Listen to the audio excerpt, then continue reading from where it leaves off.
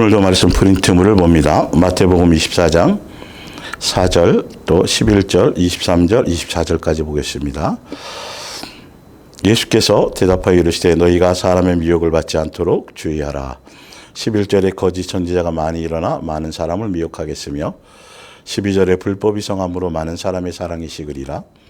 23절 그때의 사람이 너희에게 말하되 보라 그리스도가 여기 있다 혹은 저기 있다 하여도 믿지 말라. 24절 거짓 그리스도들과 거짓 선지자들이 일어나 큰 표적과 기사를 보여 할 수만 있으면 택하신 자들도 미혹하리라. 아멘.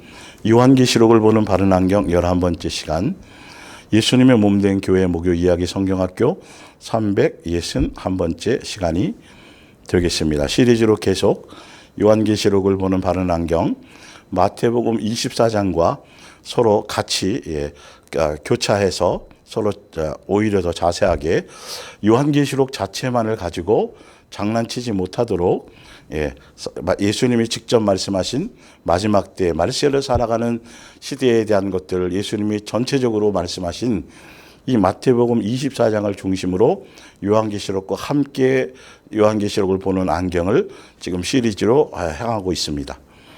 그래서 마태복음 24장에 마지막 시대 말세의 시대를 말세는 예수님이 초림한 이후부터 말세라고 말씀드렸습니다. 성경적으로는요. 그래서 말세의 시대에 가장 예수님이 경고하신 것은 다른 것이 아니고 사람의 미혹, 거짓 선지자들을 조심하라고 예수님이. 그래서 거짓 선지자들이 바른 가르침이 아니라 거짓 선지자를 따라가면 예수님이 오실 때를 준비할 수 없다라고, 깨어 있을 수 없고 또 정신 차릴 수도 없고 또 준비할 수도 없다. 오늘 언제나 아무 때나 도적같이 아무 때나 오셔도 항상 깨어서 준비하고 있으면 관계없는 건데, 언제 오시냐가 중요한 것도 아니고 언제 오시냐는 알 수도 없다고 말했기 때문에 그건 우리의 목이 아니라 항상 준비하고 있으라는 소리에 핵심이 있는 것이죠. 그러면서 마태복음 24장 전체의 가장 핵심이 거짓 선지자를 따라가면 그들이 그릇된 가르침을 가르쳐줘서 결론은 예수님이 재림하실 때에 준비하지 못하는, 갑자기 예수님을 만나거나 기름을 준비하지 못한 그런 상태로 만나게 되기 때문에 예수님은 그래서 거짓 선지자를 조심하라고 말씀하셨고, 그리고 거짓 선지자들을 분별할 수 있는 가장 키포인트의 키워드가 거짓 선지자들을 따라가면 나중에 많은 거짓 선지자들이 나와서 많이 미혹해서 그렇게 되면 불법이 성하게 되고, 불법이 다른 것이 아니라 법을 어기게 되는 거잖아요. 법은 예수님이 주신 십계명과 율법이에요. 그래서 사랑하라는 첫째 계명과 둘째 계명이 다 포함되어 있는 십계명에 속해 있는 사랑하라는 그 계명을 따라가지 못하는 것, 그것이 바로 불법인데, 그래서 불법이 성함으로 거짓 선지자들이 나타나 미혹을 통해서 그들이 하는 열매는 다른 것이 아니라 기도하지 않게, 전도하지 않게, 교회 열심히 하지 않게가 아니라 다른 것이 아니라 아가페 사랑이 식도록 한다라고 분명히 말씀하셨고, 또 거짓 선지자를 분별하는 것이 하나 큰 키포인트 하나가 더 있는데, 다른 것이 아니라 말세의 시대에는 너희가 능력이나 표적이나 이적이나 은사나 그런 것을 목적으로 향해 살아가지 마라. 거짓 선지자에 나타나서 할 수만 있으면 택한 자들도 거짓 기적과 표적과 이적과 능력으로 그들을 뭐 할 것이다? 미혹하려고 할 것이다 라고 분명히 말씀하셔서 말세 시대를 살아가는 예수님의 자녀들은 표적이나 이적이나 능력이나 은사나 이런 것들을 목적으로 가지 말라는 것이죠. 그래서 불과 한 7, 8년 전부터 계속 제가 말씀드렸잖아요. 표적을 구하는 신앙, 응답을 구하는 신앙에서 벗어나라고 계속 말씀을 드렸을 때도 그때도 이 부분들을 설명을 드렸을 것입니다. 그런데 마태복음 24장에 분명히 이런 것들을 키워드로 해서 우리에게 뭔가 제시를 해주고 계시다는 거죠. 그러면 우리는 교회적으로는 다 보면요, 여러분 말세가 되었고 예수님 오실 때가 되었으니까 깨어서 정신을 차리고 준비해야 됩니다. 그러면서 계속 뭘 강조하냐면 새벽기도 강조하고 성경 공부 강조하고 전도해야 되고 열심히 예배 참석해야 되고 교회 일 충성해, 이렇게 계속 얘기를 하고 있거든요. 그런데 그거는 교회에서, 일반 교회에서 이제 교리 안에서 그렇게 얘기하고 있지만 지금 마태복음 24장을 중심으로 예수님이 직접 하신 말씀을 보면 다른 것이 아니라 키워드를 뭐에 주어라? 사랑이 식을 것이다. 개인적으로도 마찬가지고 그래서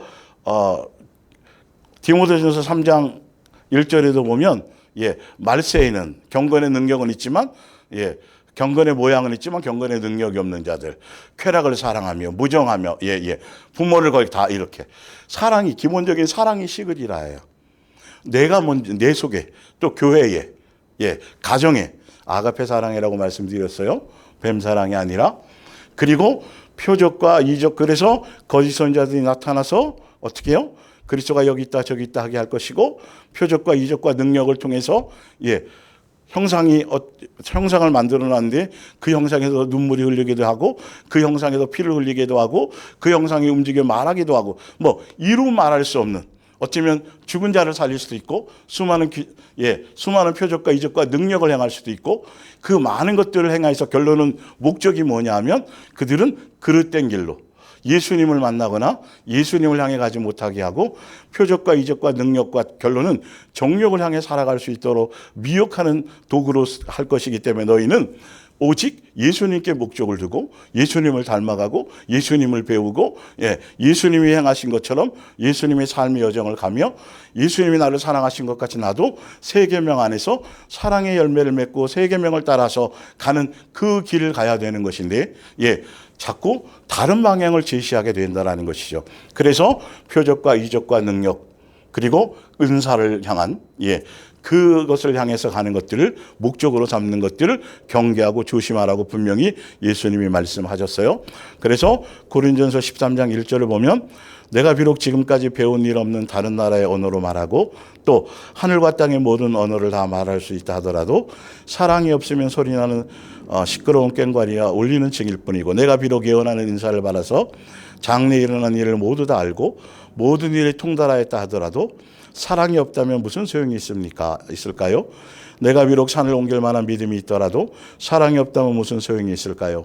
내가 비록 가진 것 모든 다 가난한 이에게 나누어 준다 하더라도 또 복음을 전하다가 화형을 당한다 하더라도 사랑이 없다면 무슨 소용이 있을까요? 여기는 아가페 사랑이라고 말씀드렸어요. 그래서 지지난주에도 제가 최근에 나타났던 어떤 일들을 통해서 이 말은 뭐냐면 천사의 말을 하고 방언을 하고 예언을 하고 능력을 행하고 많은 사람을 구제하고 귀신도 쫓고 하지만 그걸 하지만 그 은사를 나타내지만 이적을 나타내지만 뒤로는 간음할 수 있고 음행할 수 있고 돈 사랑할 수 있고 이게 이렇게 될 수 있는 거예요. 그거와 예수님의 사랑 안에 거하지 않으면 그게 통제가 안 된다는 사실이에요. 그래서 지금 요즘에 계속 어떻게 목사가 그렇게 간음하고 그런 식으로 성추행하고 목사가 어떻게 그런 일을 많은 사람들을 북에서 탈출시키고 많은 얼마 전에는 보니까 또 장애인을 데려가서 가둬놓고 폭행하고 뭐 등등 이루 말할 수 없는 근데 다 될 수 있어요. 충분히 다 그렇게 될 수 있다니까요. 그 안에 예수님의 인격과 예수님의 마음과 사랑의 DNA가 채워지지 않으면 겉으로 별의별 짓들을 다 겉으로 드러나는 그래서 오직 말하면 예수님께서 거짓 선지자들을 사단의 종을 빛의 천사로 가장했다라고 빛의 천사를 가장했다고 말할 정도로 겉으로는 그렇게 되어질 수 있다니까요. 속에 있는 노략질하는 이리가 들어있고 겉으로는 양의 탈을 쓰지만 성도들은 여기에 눈멀어 있어요. 야, 저 사람 능력해가니까 저 사람 방송을 타서 책도 많이 쓰고 많은 사람한테 존경도 받고 인기도 끌고 또 좋은 일도 많이 하고 성도도 많고 그렇지만 속으로 뒤로 돈을 사랑하며 재산을 축적하며 미국의 유명한 방송 타는 최근의 신문입니다. 기독교 신문에 많은 유명한 목사들이 이거는요 천문학적인 재산이에요. 굳이 목사가 가난하게 살 필요는 없겠지만 그건 예수님의 행하심 따라 그건 기본적으로 그러나 그렇게 부를 누리고 그렇게 살아갈 이유는 하나도 없는 거예요. 사실은요. 이거는 성도들도 사실은 예수님을 닮을 수 있다면 예수님이 허락한다면 그 길을 가는 것이 맞는데요. 그것처럼 겉으로는 그렇게 하지만 속으로는 호화 말씀을 변주시키면서 그럴싸한 말을 통해서 호화로운 생활을 하고, 돈을 빼돌리고 자기 멋대로 착복하고, 수많은 음행과 간음을 하고, 하여튼 그렇게 충분히 그럴 수 있어요. 그래서 산을 옮길 만한 믿음이 있다든지, 전 재산을 팔아 구제한다든지, 천사의 아름다운 방언을 한다 그래도 사랑의 DNA가 없으면, 예수님의 인격과 예수님의 DNA가 없으면, 그것이 없으면 불법자라는 거예요. 그래서 결과적으로는 많은 것들의 미혹을 받아서, 그래서 많은 사람들을 세상을 우상을 숭배하게 만들고, 결론은요, 두 마음을 품게 만들고요, 그렇게 거짓 선지자로 이용당할 수 있다라는 것이죠. 그래서 봅니다. 그러니까 성령의 은사나 능력이나 표적이나 이적 이런 것들로도 미혹할 수 있으니까 그걸 목적으로 가면 안 됩니다. 분명히 뒤에 자세히 오늘도 설명드릴게요. 사도행전 2장 16절에 보면 이는 곧 선지자 요엘을 통하여 말씀하신 것이니 일러스되, 이 사도행전 2장에 베드로가 왜 이 얘기를 했냐면, 그때 막 성령이 임해서 방언을 하고 사람들이 술 취한 것처럼 그 시대까지는 있을 수도 없는 성령의 영적인 체험을 하는 그 순간에 이건 그냥 막 벌어진 일이 아니라 벌써 옛날부터 이런 일이 있으리라고, 예수님이 오시게 되면 옛날부터 이런 일이 있으리라고 벌써 말씀에 예언된 대로 지금 이것이 일어나는 거니까 너희는 당황하지 말라, 이런 얘기겠죠. 그러면서 17절에 하나님이 말씀하시기를 말세에 내가, 이 말세라는 건 예수님이 오실 때, 요엘서에는 말세라는 표현이 없어요. 말세에 내가 이 영을, 베드로가 이걸 정확하게 그 시대에 적용해서 인용한 말씀이에요. 내가 내 영을 모든 육체라는 건 예수님을 믿고 영접하는 모든 사람, 선민 사상이 아니고 혈통주의가 아니라 누구나 다 이방인이랄지라도 예수님을 영접하면이에요.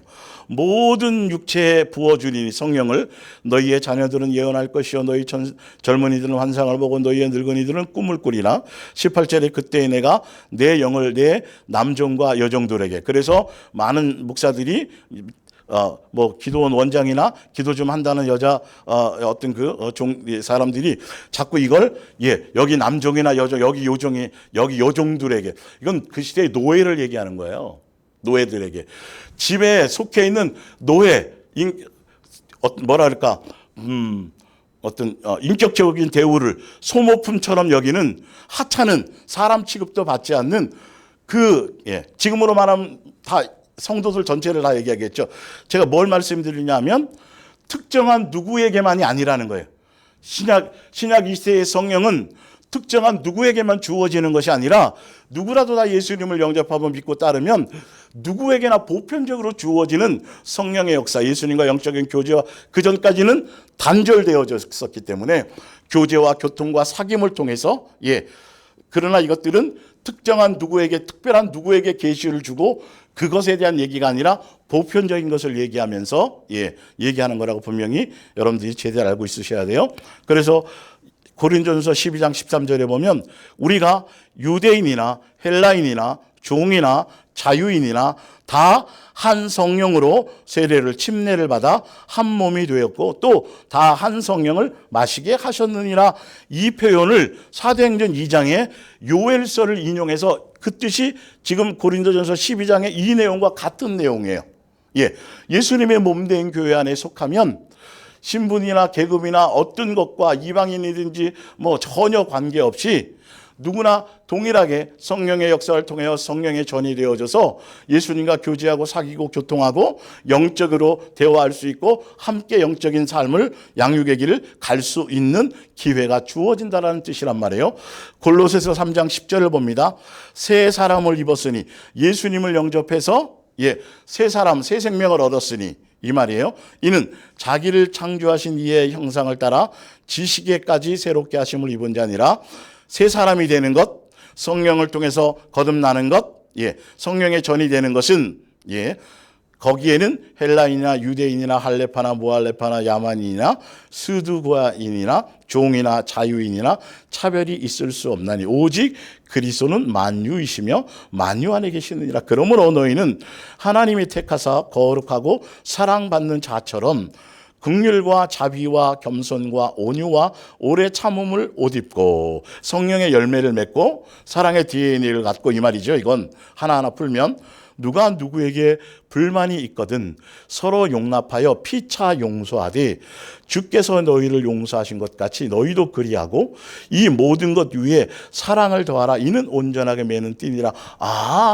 요엘서에 얘기한 그 성령을 통하여서 성령님이 임하시면 영적인 교제와 교통을 통해서 그 성령님은 제한이 없으시고 신분의 제한이 없고 이방인이나 전혀 관계없이 예수님을 영접하는 모든 사람들에게 누구나 다 이 성령을 통해서 마귀의 종로를 타면서 육에 속했던 사람에서 성령의 사람으로 예수님의 자녀로서 거듭나게 하시고 새 사람으로 새 생명을 얻을 수 있는 새 생명을 부여해 주시는데, 이 영을 부어 주시는 이유와 목적은 다른 것이 아니라 다시 보면 12절에 이 말이죠.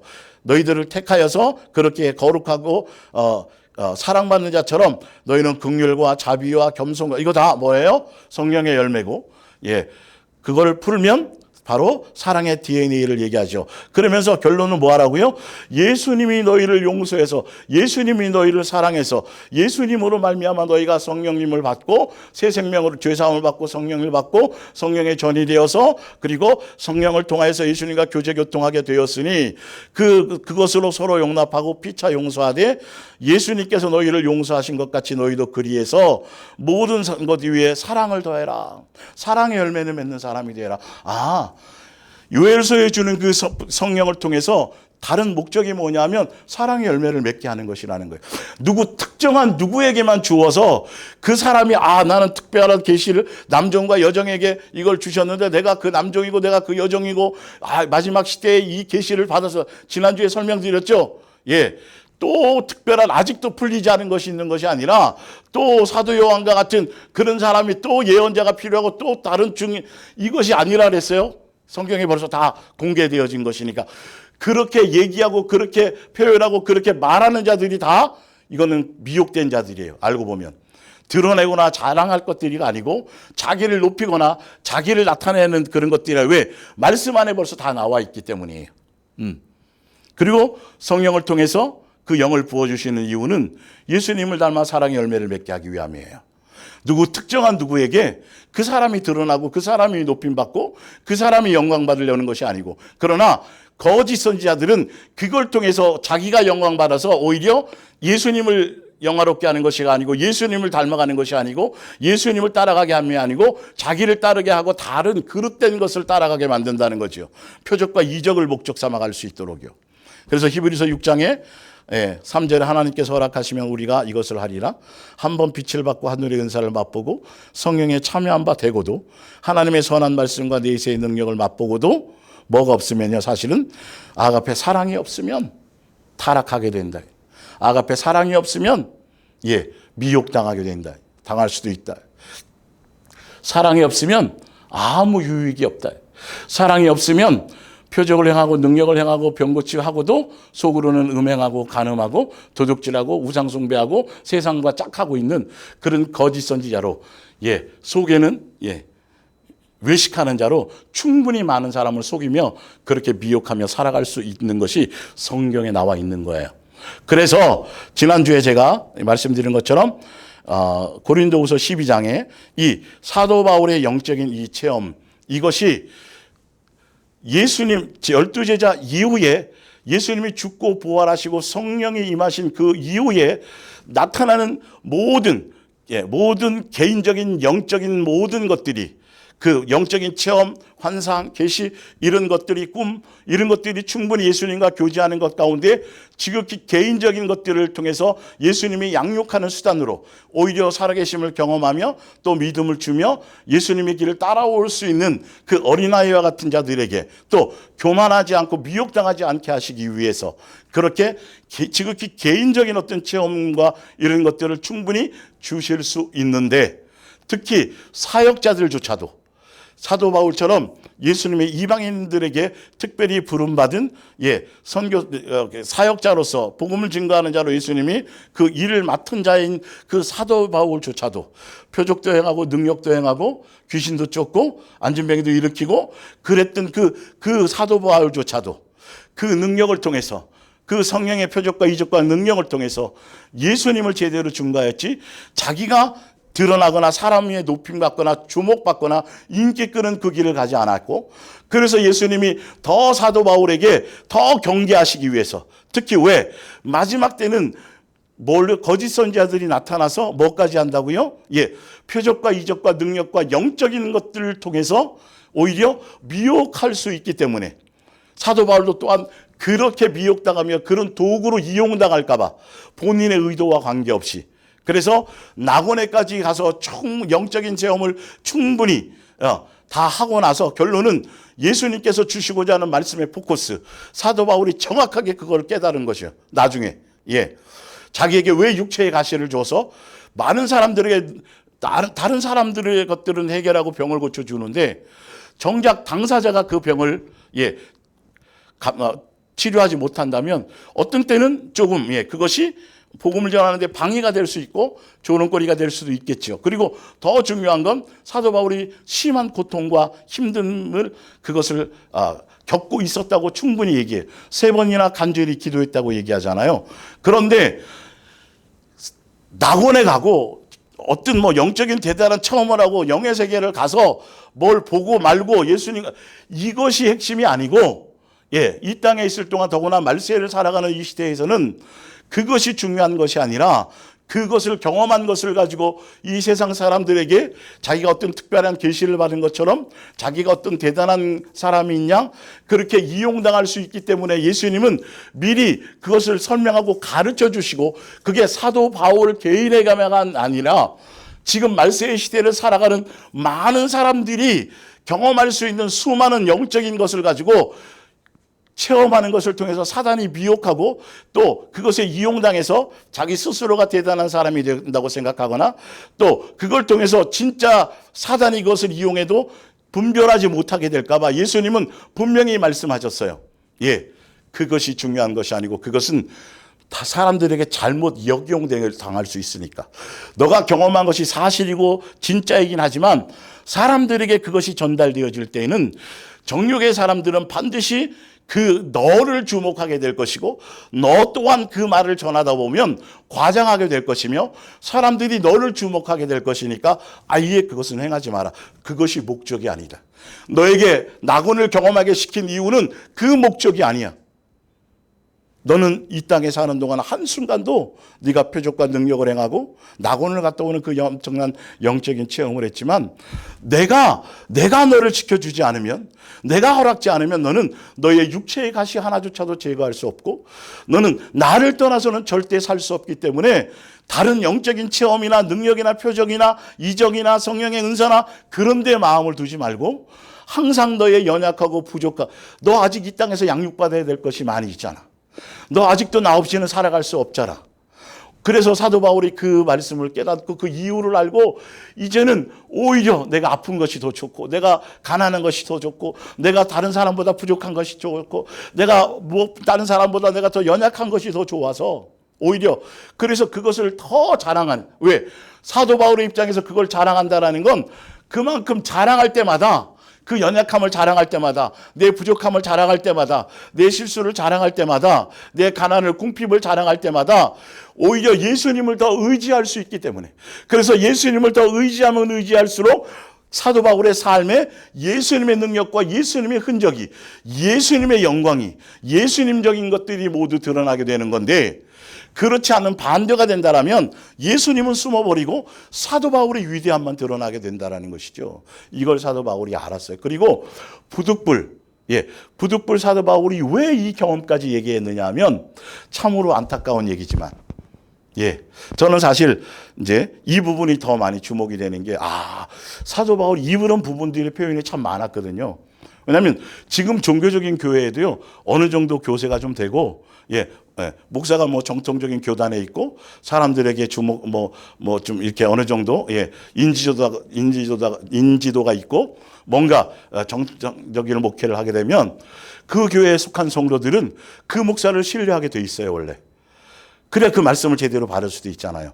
그게 기본인데, 사도 바울은요, 그 시대의 거짓 선지자들보다도 그 시대의 다른 12사도보다도 더 사실 나름대로 성경에 표현된 대로 사례도 취하지 않고 더 성실하게 성도들에게 부담도 주지 않고 아비의 심지어 선생의 마음이 아니라 아비의 마음으로 그렇게 양육하고 그렇게 헌신하고 했는데도 사도 바울의 영적인 권위보다 이 사도 바울의 말을 듣고 전도함을 받은 사람들조차 그 중에도 사도 바울의 영적인 권위보다 다른 거짓 선생이나 거짓 교사들의 것에 더 속아서 예수님을 속히 떠나고 사도 바울을 하찮게 여겨서 그 말씀의 권위를 무시하게 되는 경우의 사람들이 많이 있음을 사도 바울이 안타까워했어요. 볼까요? 고린도후서 12장에 지난주에 다 읽어드렸고 설명했던 거기 때문에 제가 안 읽어드리고 제가 지금 하는 건데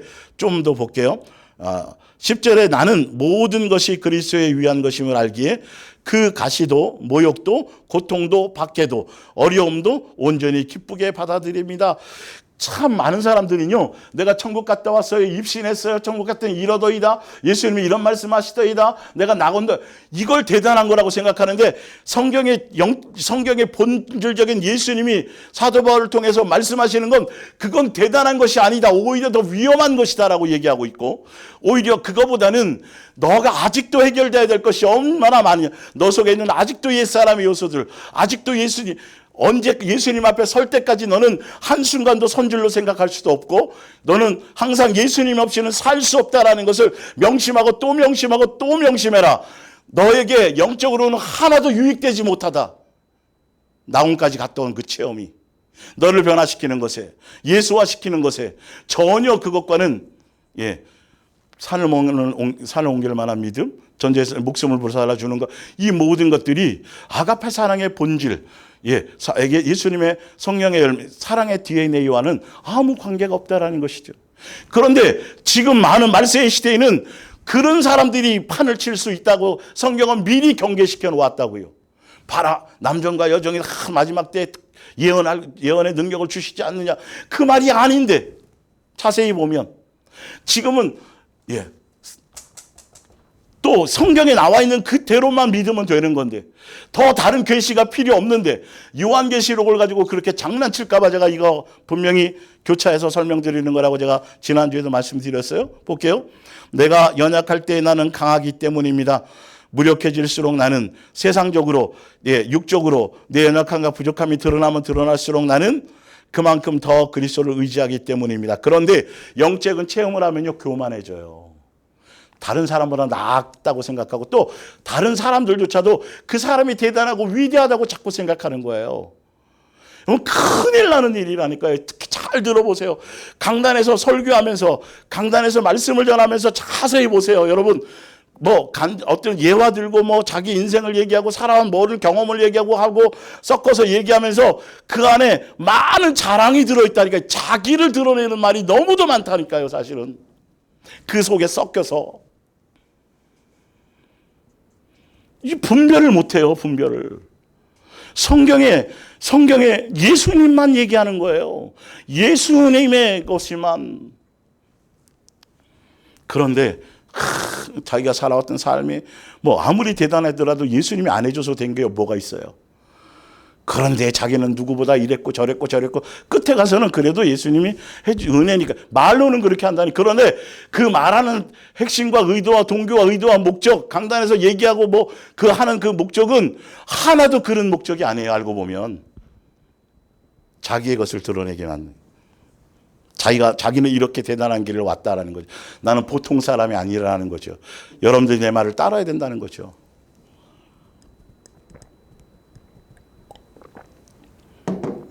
영적인 체험하면 더 이상 말할 것도 없고요. 성경에 뭔가 깨달음은 없고 뭔가를 발견했다 그러면 더 말할 것도 없어요. 자, 그러면서 11절에 여러분은 사도 바울이 이 얘기를 하려는 거죠. 나를 자랑이나 늘어놓는 어리석은 사람으로 만들어버렸습니다. 내 스스로 이런 말을 하기 전에 여러분이 나를 인정해 주었어야 옳지 않습니까? 내가 비록 아무 보잘것없는 사람이긴 해도 그 고명하다는 다른 사도들에 비해 조금 더 떨어진 점이 없습니다. 예. 말씀의 내용으로는 12사도에 속하지는 못하지만 예수님이 주신 그 전달하는 것, 중매자로서 바른 말씀을 전달하는 것으로는 전혀 내가 손색이 없는데 왜 여러분들 이 고린도 후서 11장, 12장 쭉 계속 읽고 보면서 이 얘기가 나오게 된 게 뭐냐 하면 다른 영, 다른 예수, 다른 복음을 전하는 사람들은 쉽게 오히려 뺨을 때리고 성도들을 착취하고 거기에 군림하고 함부로 대하고 그러는 사람들에게는 거짓 선지자들에게는 오히려 꼬리를 살랑살랑 흔들면서 그들의 말은 오히려 쉽게 따라가고 영접하며 받아들이면서 사도 바울이 그렇게 쓰고 수고하고 사도 바울이 그렇게 말씀을 진리를 바르게 전하려고 그렇게 몸부림쳤던 그 사도 바울의 영적인 권위를 알아보지 못하는 많은 사람들이 있었던 거예요. 쉽게 사도 바울을 가볍게 여겼던 거죠. 사도 바울을 가볍게 여기는 것까지야 괜찮죠. 뭐 별 볼 일 없으니까 같은 사람이니까.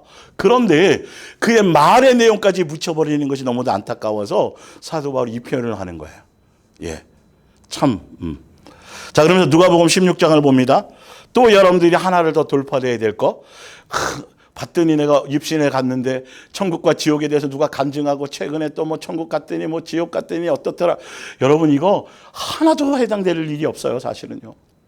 들어보면 이게 들어보면 거의가 다 전혀 성경적이지 않은 얘기가 거의 대부분이에요. 그리고 예수님이 그런 거를 사용하실 일이 없어요, 여러분. 제발 성경의 말씀대로 좀 믿는 것이 되어져야 돼요. 근데 인간들은요, 정욕적인 게 자꾸 그런 것에 아주 재미있거든요. 옛날에 보면 할머니, 옛날 얘기 좀 해줘. 꾸며대고 막 거짓말 해갖고 막 과장하고 그래도 즐거워하는 거죠. 이 정욕 때문에 속는 거예요. 사람들이 막 대단히 여기거든요. 그 사람을 뭐 위대하게 생각하거든요. 막. 그럴싸하게 얘기하니까 막 여기 부르고 저기 부르고. 성경에 예수님이 분명히 말씀해 놓으셨어요. 제가 좀 증명드릴게요. 이러므로 이르되 그러면 아버지여 구하노니 나사로를 내 아버지의 집에 보내소서. 내 형제 다섯이 있으니 그들에게 증언하게 하여 그들로 이 고통받는 곳에 오지 않게 하소서. 그럴싸한 얘기죠. 그들에게 여기 오지 않도록 예수님이 제발 나사로를 보내서 좀 영혼을 구원해 주세요. 그럴싸하죠. 그런데 중요한 건 자기 멋대로라는 거죠. 자기 방법대로라는 거죠. 29절 이제 왜 근데 이 부자와 나사로에서 부자가 이 얘기를 강력하게 얘기했을까요? 봅니다. 아브라함이 이르되 그들에게 모세와 선지자들이 있으니 말씀이 있고 그가 예수님의 어떤 그 예수님의 증거가 있으니 말이죠. 그들에게 들을지니라. 이르되 그렇지 아니하니이다. 아버지 아브라함이요 만일 죽은 자에게서 그들에게 가는 자가 있으면 회개하리이다. 왜 그랬을까요? 왜 이렇게 강력하게 했을까요? 이것도 하나의 단적인 예예요. 그 당시에 유대인들은요 표적을 목적으로 하던 사람들이었거든요. 표적을 보여주면 내 형제들도 믿을 겁니다라는 거예요. 그것을 암시하고 있는 거예요. 이 말 가운데 강력하게 얘기하는 거죠. 믿을 만한 표적 보여주고 믿을 만한 뭔가를 보여주면 우리도 예수님 따를 수 있어요라고 끝없이 얘기하지만 아브라함의 때부터 예수님 오실 그때까지 끝없는 표적을 보여주어도 하나도 제대로 오는 자들이 없어요. 밑에 이제 보여줄게요. 자, 그러면서 31절에 다시 말합니다. 모세와 선지자들에게 듣지 아니하면 비록 죽은 자 가운데서 살아나는 자가 있을지라도 고난을 받지 아니하리라 하였다 하시니라. 볼게요. 시편 106 거기 밑에 써 있죠. 광야교회 성도들 매일 만나를 먹었고 예수님의 표적 때문에 온 사람들이 또 나사로의 부활을 본 사람들의 결론은 표적 때문에 온 사람들 나사로 죽었다가 다시 살아나는 걸 보고 온 사람들 믿었다고 돼 있어요. 자, 밑에 볼게요. 시편 106편에 성경대로 믿으셔야 돼요. 천국 지옥 갔다 왔다 입신했다 뭐 했다더라 예수님이 언제 온다더라 전쟁이 언제 있다더라 천국에 갔더니 예수님이 뭐 이렇게 말씀하셔갖고 마지막 시대에 이렇게 이거 여러분 절대 속으면 안 돼요. 성경에 그런 것 가지고 예수님 그런 방법 안 사용하신다고 지금 말씀하고 있잖아요. 지난주에 제가 말씀드렸지만 또 말씀드리는 이유가 지금 이 시대에 이런 영적인 혼탁함에 너무도 많이 속아 있어요. 사람들이요. 그럴싸한 것에. 예수님이 뭐라고까지 말씀하셨는데요. 도마야, 12제자에 속했던 도마야, 내가 본고로 나를 믿느냐? 보지 않고 믿는 자가 복되리라. 이제는 보지 않고 믿는 거예요. 히브리서 11장에 예수님을 보지 않고 말씀으로 다 믿고, 그냥 예언의 소리로만 듣고, 직접 보지도 못하고, 모든 것을 이겼고, 세상을 감당치 못할 믿음으로 이겼거든요. 그럼 재림도 마찬가지인 거예요, 사실은요.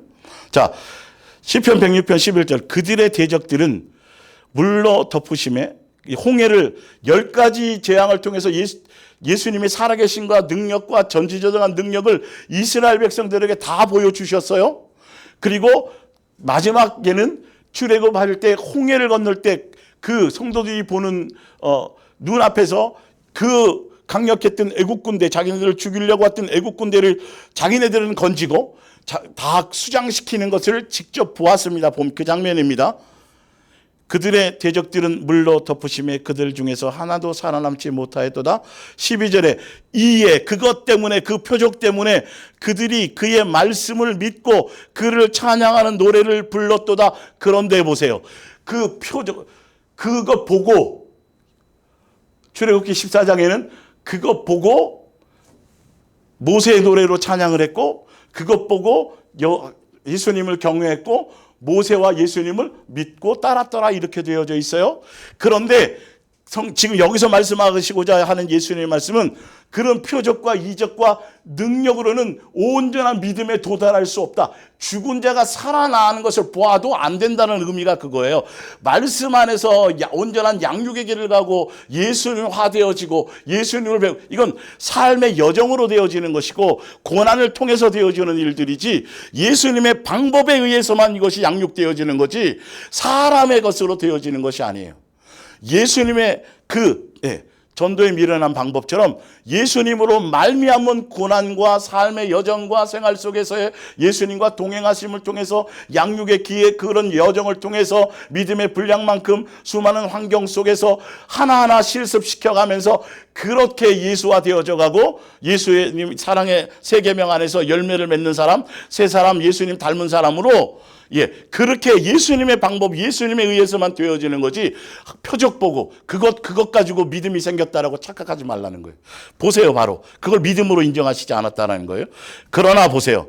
그러나 그들은 그가 행하신 일을 곧 그 엄청난 일을 보고 막 찬양하고 막 뛰고 난리 쳤으면서도 이루 말할 수 없는, 상상할 수 없는 그 엄청난 거, 10가지 표적과 이적, 장자가 죽는 것까지 보고, 홍해가 갈라지는 전무후무한 일을 보고, 거기에 적군이 다 수장되는 것까지 보고, 그리고 나서 믿었다고 돼 있단 말이에요. 그 믿음이 온전하지 않았다라는 걸 얘기하려는 것이 목적이라고요, 이 말씀이. 그런데 그들은 그가 행하신 일을, 표적과 이적과 능력을 곧 뭐 해버리고 잊어버리며 그의 가르침을 기다리지 아니하고. 예수님이 왜 광야교회를 통해서 왜 뭘 하려고 그랬어요? 양육하려고요. 예수님의 입에서 나오는 말씀으로 사는 것인지, 예수님만 사랑하려고 하는 것이 자녀를 양육할, 분명히 신명기에 나와 있잖아요. 그런데 그것에 마음이 없어요. 또 그거에 관심이 없고 또 뭐 보여달라 그래요? 또 표적 보여달라 그러는 거 보세요. 바로 14절에 광야에서 욕심을 크게 내며 사막에서 하나님을 시험 40년 동안 끝없이 그러므로 여호와께서는 그들이 요구한 것을 그들에게 주셨을지라도 그들의 영혼은 쇠약하게 하셨느니라. 끝없이 표적을 구하는 신앙, 능력을 구하고 이정을 따라가려고 은사가 목적이 되는 신앙은 무슨 사람의 신앙이다? 정욕의 사람인 것이다.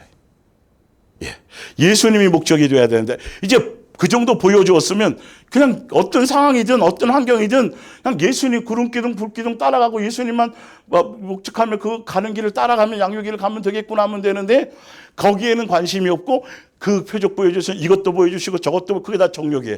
금방 잊어버려요. 이적과 능력을요. 40년 동안요. 수없이 보여주었는데 안 따라가요.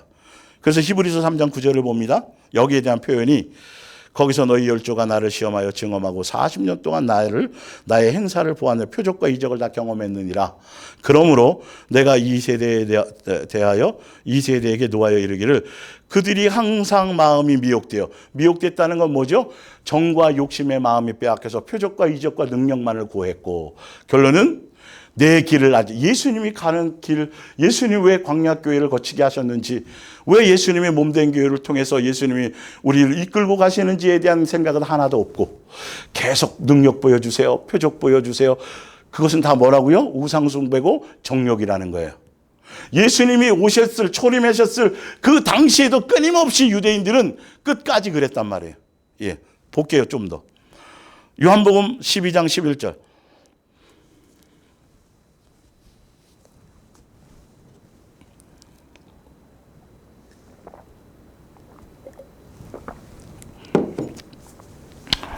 여러분들도 물 먹고 싶으면 물을 드세요.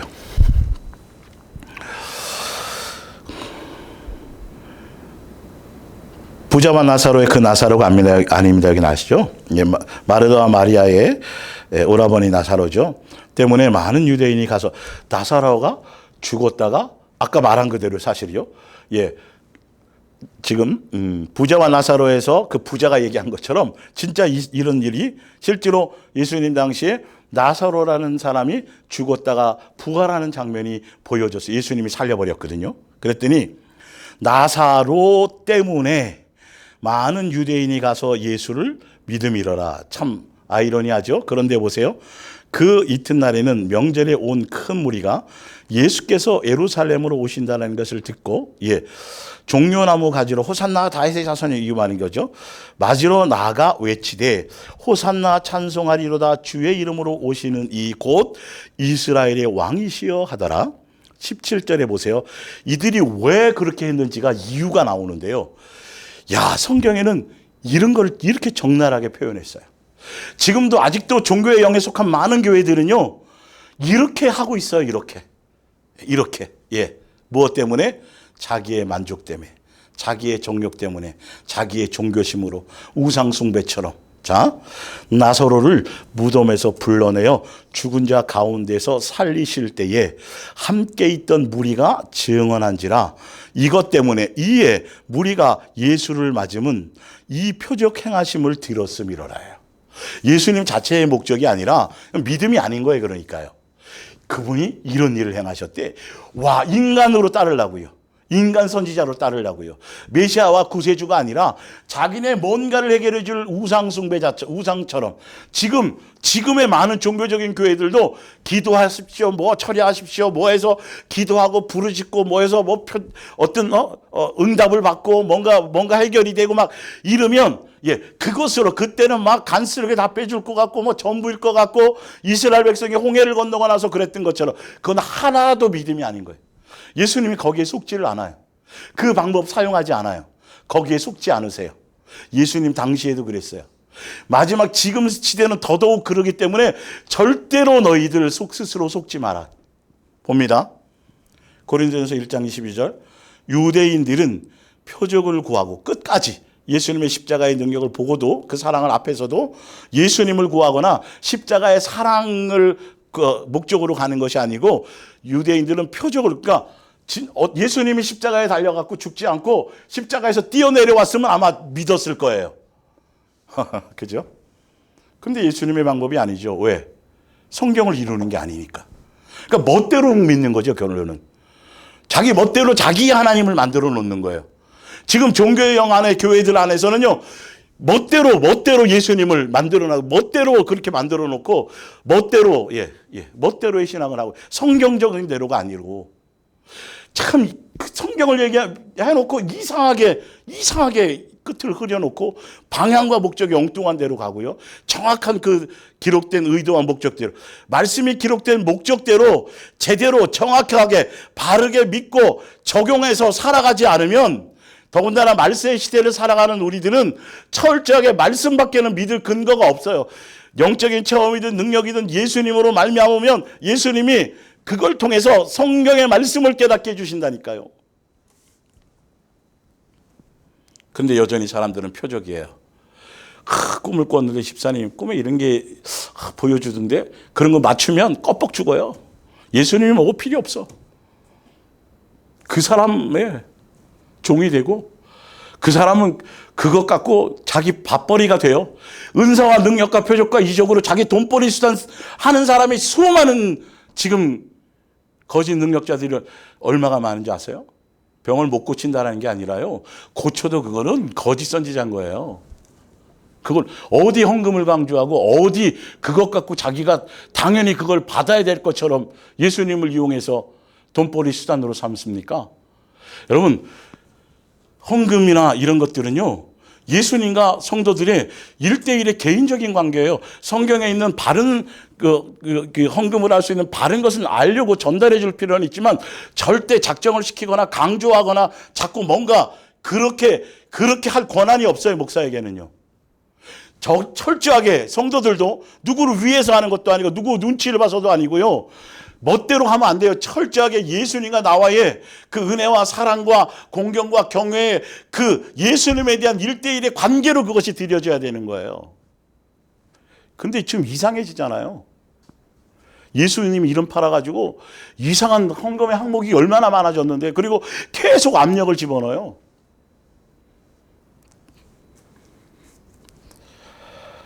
봅니다. 우리는 십자가에 못 박힌 그리스도를 전하니, 예수님을 전해야 되는데 유대인들은 예수님이 십자가에 못 박힌 게 꺼리낌이야. 메시아라고 그러는데 자기는 스스로 하나님의 아들이고 구세주라고 왕이라고 그러는데 자기네들이 생각하는 그건 아니거든. 왜? 십자가에서 뛰어내려와야지 맞는데, 표적을 보여줘야 맞는데 표적은 고사하고 죽임당해 버렸거든요. 그러니까 십자가의 도가, 그 사랑의 예수님의 아가페 사랑이 그들에게는, 표적을 구하는 자들에게는 이거는 하찮은 거예요. 꺼리끼는 거예요. 예, 무시되어지는 거예요. 힘없는 거예요. 이게 예수님이 별 볼 일 없는 거예요. 유대인이나 헬라인이나, 예, 그러니까 유대인에게는 꺼리끼는 것이요 이방인들에게는 미련한 것이라되, 오직 제대로 그것을 알고 믿고 부르심을 받은 자들에게는 그리스도 예수님은 십자가에 죽으신 그 예수님의 그 십자가의 사랑은 하나님의 능력이요 하나님의 오히려 지혜라고 말하는 거죠. 제대로 말씀을 보면, 제대로 예수님을 믿는다라면 표적이 목적이 아니고 예수님이 십자가에 죽으신 그게 능력이고 그게 지혜라는 거예요. 와, 우와. 근데 교회들이 그러지가 않아요.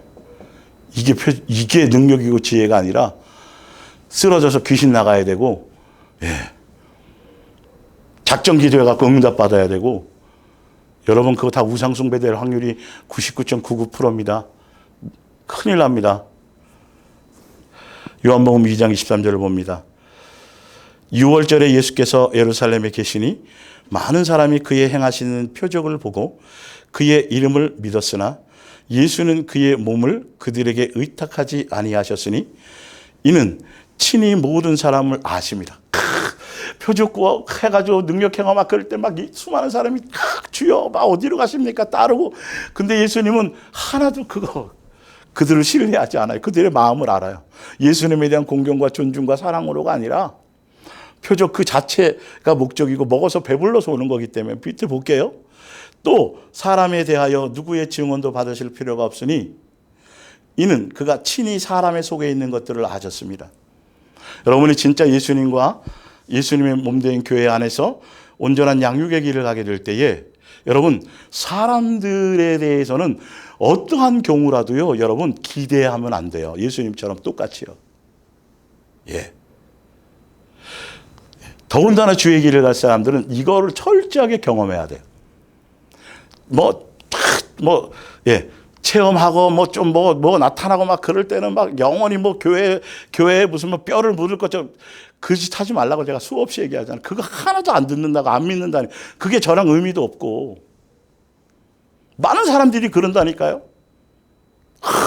말씀 뭐 어떻고 저떻고 막 진짜 뭐 들고 뛰고 좋고 막 기쁘고 막 하다가 어느 날 어느 순간인가 인사도 없이 아무 얘기도 없이. 그러니까 상처 받을 일이 없다니까 여러분. 내 양도 아니고요. 여러분들도 이거에 대해서 이건 그냥 써놓은 말씀이 아니에요. 표적해가지고 뭐 해주고 자기의 만족 채워주고 응답을 그럴 때는요. 아까 이스라엘 광야교회 이스라엘 백성처럼요. 그렇게 하다가 금방 뒤돌아서 불평하고 원망하고 끝없이 40년 동안 예수님을 송아지처럼 송아지 섬기는 우상으로 섬기면서 그러면서 주여 주여 하면서 그러면서도 여호와 저를 지킨다 그러면서 양 잡고 소 잡고 자기네들은 잘하죠. 우리는 구원 백성이죠라고 그렇게 입술로는 떠들고 우리의 현주소가 그래서는 안 된다라는 거죠. 예수님은 그런 고백 그렇게 감정적으로 자기가 좋을 때 감사할 조건이 있어서 감사할 때 이런 것들 뭐 그것도 당연히 해야 되는 거지만 그런 것들의 얄팍한 그런 고백에 속지 않으신다는 거죠. 그렇다고 하지 말라는 소리가 아니에요. 끝없이 예수님이 주실 때는 끝없이 표현을 하지만 그러나 종교의 영에 속한 그 종교적인 감정 뱀사랑에 그것으로 여러분 예수님을 입술로 주여 주여 하고 뭐 이러는 것에 여러분들이 스스로 조심하셔야 돼요.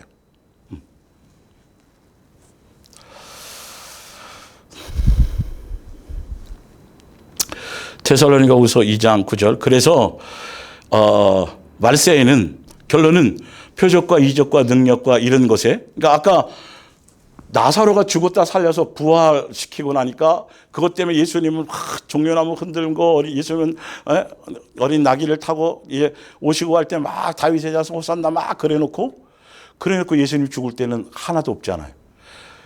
마가의 다락방에는 120명밖에 없잖아요. 그 사람들 다 어디 갔어요? 믿음이 아니에요. 그래서 예수님이 그래서 표적을 구하는 시장에서 벗어나야 돼요. 그건 어린아이예요. 은사에 머무르는 거 어린아이예요. 사랑의 열매를 맺는 곳에 가야 돼요. 더 온전한 길을 가야 돼요. 말씀 안에서 예수님을 닮아가고 예수님을 목적하고 새 계명의 그 길을 가는 것이어야 돼요. 이게 진짜 복음이에요. 반쪽짜리가 아니라. 그런데 성경은 분명히 얘기해 놓으셨어요. 거짓 선지자들의 미혹의 대상이 누구냐? 당연히 믿지 않은 자들도 당연하고 확증을 하는 거니까요. 인치는 거니까요. 또 믿지만 양다리 거친 사람들. 광야교회 성도들처럼 종교의 영에 속해 있어 이것도 아니고 저것도 아니고 차든지 차거나 더 미지근한 사람들. 중립에 있는 사람들.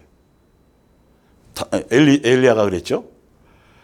언제까지 너희는 머뭇 거리를 넣느냐. 한 분만 택하라. 아예 우상을 택하든 예수님을 택하든 하라. 여호수아도 그랬죠. 나는 오직 내 가정은 오직 예수님만을 섬기기로 결정. 너희들도 선택하라. 그거 하지 않는 자들. 그들을 대상으로 미혹을 해서 그러니까 그런 자들은 생명책에 이름이 기록이 없어요. 믿는다고 하지만 주여 주여 하지만 어떤 때는 귀신도 쫓고 능력도 행하고 선지자 노릇도 하지만 복음도 전하지만 기도도 많이 하지만 성경도 많이 외우고 성경 공부도 하고 주일학교도 하고 성가대도 하고 뭐도 하고 많이 하는데도 그들이 다 그렇다는 소리가 아니에요. 본질을 보셔야 돼요. 그것으로는 하등의 미혹을 이길 방법이 없어요. 사랑이 내 속에 있어야 돼요. 새 계명을 따라가는 것이어야 돼요. 사랑의 DNA가 내 안에 있어야 돼요. 예수님의 인격이 내 안에 자리 잡아야 돼요. 그래야 정과 욕심이 제거되고 그 안에 내 심령이 통제되어져서 그 미혹을 이기게 되고 그에 속지 않아요. 왜? 예수님의 능력이 그것으로부터 행해져서 죄가 쳐다보지도 못하게 만들고 죄를 이기고 다스릴 능력을 주신다고 요한일서 3장에 나오니까요. 자, 9절을 봅니다. 데살로니가서 9절, 2장 9절. 사단의 앞잡이인 이 죄의 자식은 사단의 힘을 잔뜩 받아가지고 와서 이상한 일로 사람들을 현혹하고 큰 기적까지 행해 보일 것입니다. 예. 사단에게 능력을 받아서 오는 겁니다. 이상한 일로 사람들을 미혹하는 겁니다. 큰 기적까지도 행해 보일 것입니다. 그러나 이적과 기적과 능력과 성령의 은사와 표적의 마음이 없고 이제는 그거 안 보여줘도 그냥 보지 않고 예수님을 믿는 그 믿음 안에 있는 사람들은 하나도 미혹의 대상이 될 수가 없어요. 그거 별로니까. 그거 갖고 믿는 거 아니니까. 예. 안 보여줘도 관계없으니까. 10절에. 그리고 진리를 거부하고 이유가 나오죠. 진리를 거부하고 지옥으로 달리는 자들. 다시 말해서 진리를 믿거나 사랑하는 일을 거부하고 또 교회 다니는데 그 장로든데 목사 전혀 그런 관계없다고 제가 말씀드리는 거예요. 예. 두 마음 품을 수 있어요. 겉으로만 그럴 수 있어요. 또 구원받으리라는 것은 생각조차 하지 못하는 자들을 완전히 포로로 만드는 것입니다. 완전히 인침을 갖는다는 거죠. 그러므로 하나님께서 사람들이 마음껏 거짓을 따르도록 내버려 두는 것도 진리를 거부하고 거짓을 따르며 죄를 즐기는 자들을 심판하려는 까닭입니다. 그들의 목적대로 그냥 그대로 살게 놔두는 거죠. 그래서 밑에 봅니다. 표적과 이적과 능력 행함과 귀신 쫓음과 각종 질병을 고치고 각종 은사를 나타내고 행하더라도 그 자체보다는 더 확실하고 중요하게 붙들고 점검해야 될 것은 그것들을 이용해 뭘 하고 또 실제로 하고 있는 열매가 무엇인지, 표적 나타내고 이적 나타내면서 뭘 하려고 하는지. 여러분들 보면 시골에 노인분들 있는데 막 가수 들어와서 막 공연해주고 막 그러면서 쇼해주고 뭐 해주고 나서 막 뭔가 경로잔치하고 뭐 떡해주고 막 그러잖아요. 근데 그것보다 뭐 위로해주고 연예인 뭐 노래하는 사람 불러주고 또 뭐 해요? 경품도 뽑아서 주고 떡도 해주고 잔치 배수를 해주는 건 뭐 문제가 있어요? 그런데 그거 해주는 이유가 뭐냐면 약 팔아먹으려고. 그거 해주는 이유가 뭐냐면 사기쳐 먹으려고. 이게 문제인 거죠. 예. 그걸 통해서 그 사람이 뭘 하려는 거, 뭘 하고 있냐는 거예요. 그 말씀을 통해서, 그 능력을 통해서, 그 인기를 통해서, 그 드러남을 통해서, 그 자랑을 통해서, 예, 도대체 그 설교를 통해서 해서 도대체 결과적으로 그 설교의 결과가 뭘 하게 만드냐는 것이에요. 목적과 의도, 동기와 의도와 목적이 뭐냐는 것이에요. 그걸 예민하게 여러분들이 분별하지 않으면 속을 수밖에 없어요. 그럴싸하게 속아요, 여러분. 사기꾼들이 보통 사기꾼인지 아세요? 철저하게 말씀을 근거한 사도들과 비교를 하셔야 돼요. 요한계시록 13장 8절 죽임을 당한 어린 양의 생명책에 창세 이후로 이름이 기록되지 못하고 이 땅에 사는 자들은 이 땅에 산다라는 건 세상에 속하여 사는 자들, 생명책에 이름이 기록되어 있지 않은 자들은 다 그 짐승에게 경배하리라. 이거는 짐승에게 경배하지 않았기 때문에 생명책에 이름이 기록되는 게 아니라 생명책에 이름이 기록되었으므로 예수님의 사랑 안에 있으므로 예수님이 사랑의 깊이와 너비와 그거 또 예수님의 죽음이나 사망이나 곤고나 예수님의 그 큰 사랑에서 어떤 것도 이길 자 끊을 자가 없으리라. 예수님 우리를 사랑하는 사랑으로 넉넉히 이기는 것이죠. 그 사랑 안에 있음으로 모든 미혹을 이기고 그것에 속지 않게 되는 것이라는 거예요. 우리의 어떤 노력이나 우리의 어떤 종교심이나 우리의 금식이나 우리의 기도나 우리의 어떤 것으로 되어지는 것이 아니에요. 그래서 죽임당한 어린 양의 생명책이라고 제가 지난주에 자세히 설명드렸죠. 이 죽임당한 어린 양의 생명책에 창세 이후라고 돼 있잖아요. 죽임당한 어린 양의 생명책, 예수님이 2000년 전에 오셨는데 왜 창세 이후라고 말씀하시느냐. 이거는 벌써 창세기 3장에 가죽옷을 입힐 때부터 벌써 이것이 창세전에 예정되고 계획된 거라고 말씀드렸죠. 예수님이 이 땅에 오셔서 사랑의 나타나심으로 오고 사랑의 확증을 통해서 사랑의 가르침을 통하고 사랑의 완성을 통해서 우리에게 세 계명을 주고 하나님의 아버지의 의가 되게 하려는 이 뜻, 예수님의 한 가족이 되게 하는 이 세 계명의 길을 가긴 천국 복음 안에 있게 하는 것, 그 복음 안에 있는 자들이 생명책에 이름이 기록되는 거예요. 세 계명 안에 그 길을 가는 자들이에요. 그 뜻이라고 말씀드렸어요. 볼게요. 요한복음 1장 29절. 희한하게 사복음서 중에요, 요한복음에게만 예수님을 어린 양으로 표현했어요. 2번이나 나와요. 지금 창세기에는 여러 군데 나오는데 특별히 죽임당한 희생제물이 된 사랑의 희생제물이라는 건 뭐 됐다라는 거죠? 사랑의 확증을 이루신 그것을 얘기하는 거, 사랑의 완성을 이루신 그 뜻을 얘기하는 거죠. 그 사랑의 확증과 그 사랑 완성과 또 사랑의 세 계명 안에, 사랑하라는 세 계명 안에 속한 사람들이 생명책의 이름이 기록되라는 거예요.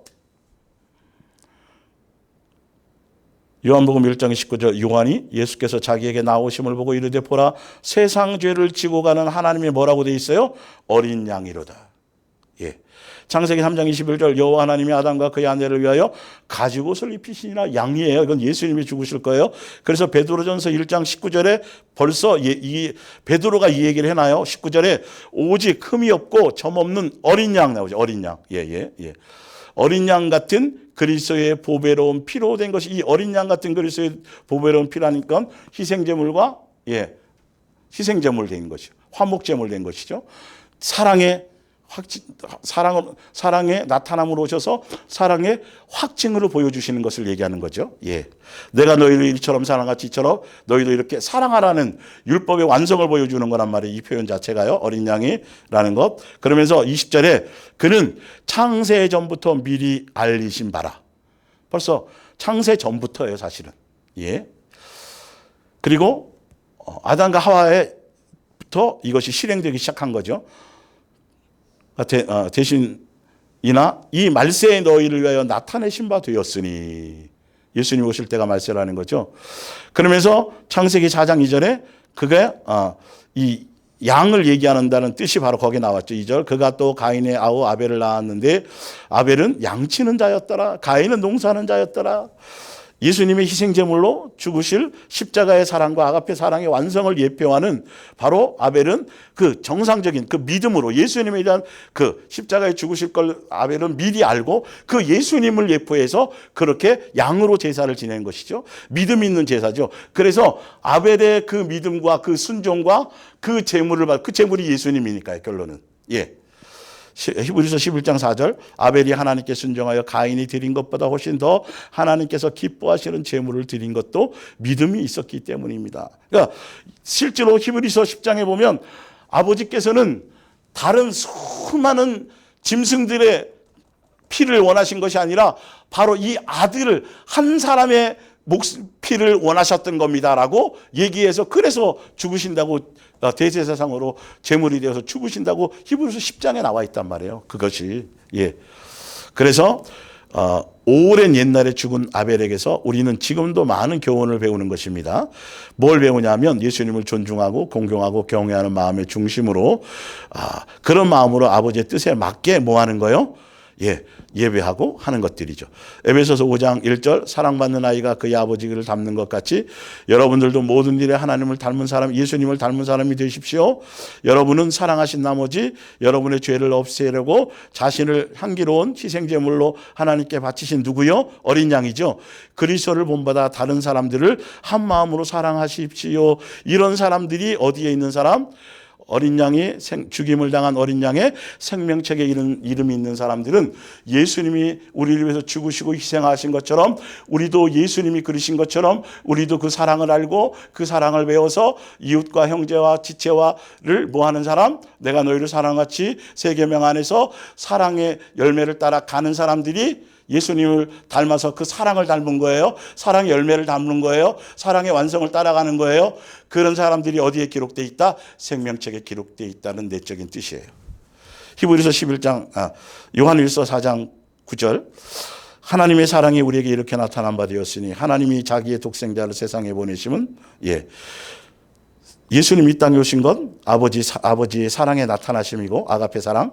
사랑은 여기 있으니 우리가 하나님을 사랑하는 것이 아니요 하나님은 우리를 사랑하사 우리 죄를 속하기 위하여 화목제물로 그 아들, 아까 뭐로요? 죽임당한 어린 양의 화목제물, 희생제물, 우리를 뭐 하신 거예요? 이처럼 사랑하신 것.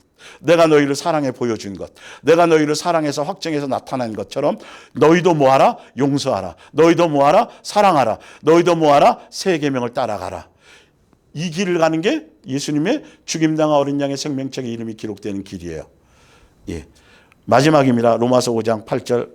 자, 오늘부로 그래서 거짓 선지자들에 대한 내용은 지금 앞에 나와 있는 부분들은 이제 다 이제 정리가 된 거고요. 다음 주에는 이제 요 밑에 22절과 또 거짓 선지자들이 이제 거짓 선지자를 따라가면 준비할 수 없는 것. 어떻게 해야 준비하는 것에 대한 것들을 이어서 해드릴게요.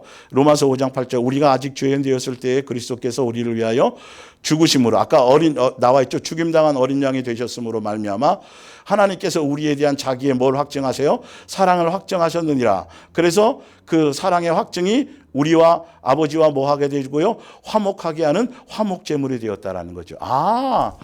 죽임당한 어린 양의 창세를 이후로 죽임당한 어린 양의 생명책 이름이 기록되었다라는 건 어느 시대를 막론하고 예수님에 대한 사랑에 대한 믿음을 가지고 예수님에 대한 그 사랑에 대한 직접 보지 않았지만 그 믿음을 가지고 아벨처럼 그 믿음을 가지고 양으로 제사하고 짐승으로 제사하고 그것을 가지고 예수님에 대한 믿음을 갖고 제사하는 자들은 구약에도 그런 자들은 사랑의 확증과 사랑의 완성과 사랑의 계명을 완성하기 위해서 그것을 예수님을 바라고 예수님을 믿고 예수님을 의지하는 마음으로 그렇게 행하는 자들은, 그리고 지금에는 예수님이 우리를 사랑해서 보여주고 확증해 주신 것처럼 예수님을 닮아서 그 사랑의 열매를 맺으며 가는 사람들이 곧 다 어디에 있는 것이다?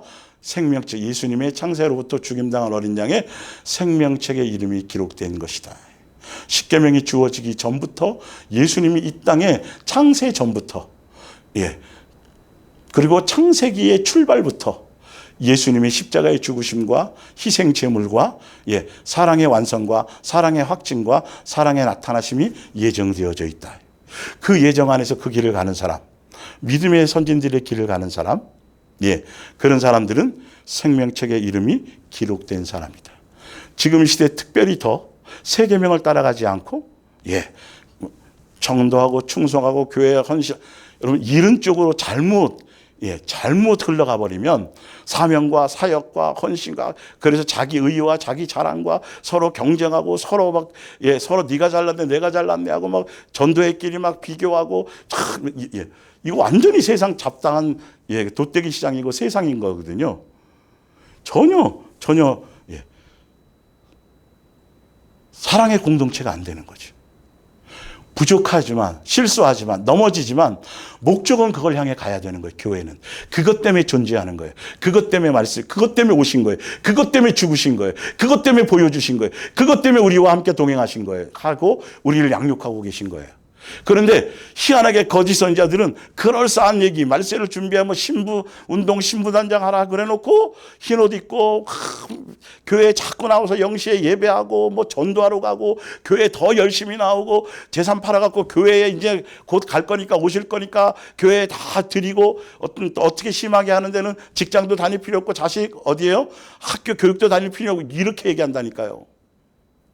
정작 예수님의 사랑하고는 전혀 관계없는, 결론은 오히려 그럴 것 같은데, 그럴싸한데, 사랑이 있는 것 같은데 그들의 심령에는 강팍하고 메말라요.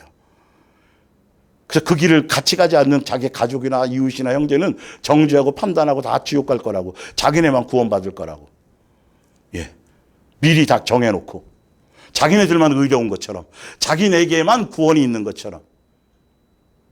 사이비와 뭐 다 그래요. 성경 가지고 예수님이 아니라 이상한 교리로 사람들을 옥죄이고 예수님은 이미 다 자유시켜 놨는데 자꾸 얽어매고 부담을 주고, 하여튼 그래서 이제 다음 주 드디어 이제 거짓 선지자들에 대한 그 예수님이 주신 키워드를 이제 충분히 설명을 드렸으니까 여러분들이 제발 다른 사람들은 모르겠지만 적어도 예수님의 몸된 교회에 함께 속해서 이 말씀에 동의하면서 같이 가시는 여러분들은 다시 두 번, 세 번 성경 이걸 찾아서 이 말씀을 프린트 다운 받아서 제발 머리로 듣고 이렇게 흘리지 말고, 여러분 이제 주일날 설명하겠지만 엠마오로 가는 제자들이 예수님인지도 모르고 말씀 풀어줄 때 그들이 심령이 뜨거웠다 그랬어요.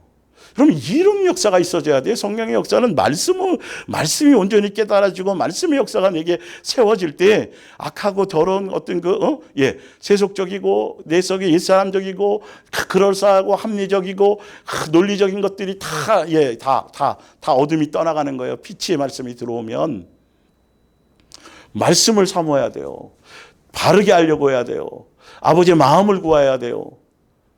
그래서 여러분들이 이 말씀을 가벼이 여기지 마시고 농담처럼 여기지 마시고 안 들을 거면 모르지만 들었고 뭔가 깨달음이 있다라면 일주일에 2번밖에 안 되잖아요. 뭐 다른 거 하라고 얘기하지 않잖아요.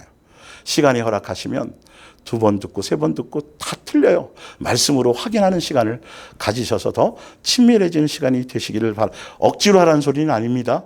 하여튼 그렇게 가시기를 부탁드립니다. 안 되면 기도하며 구해서라도 가셔야 되겠죠.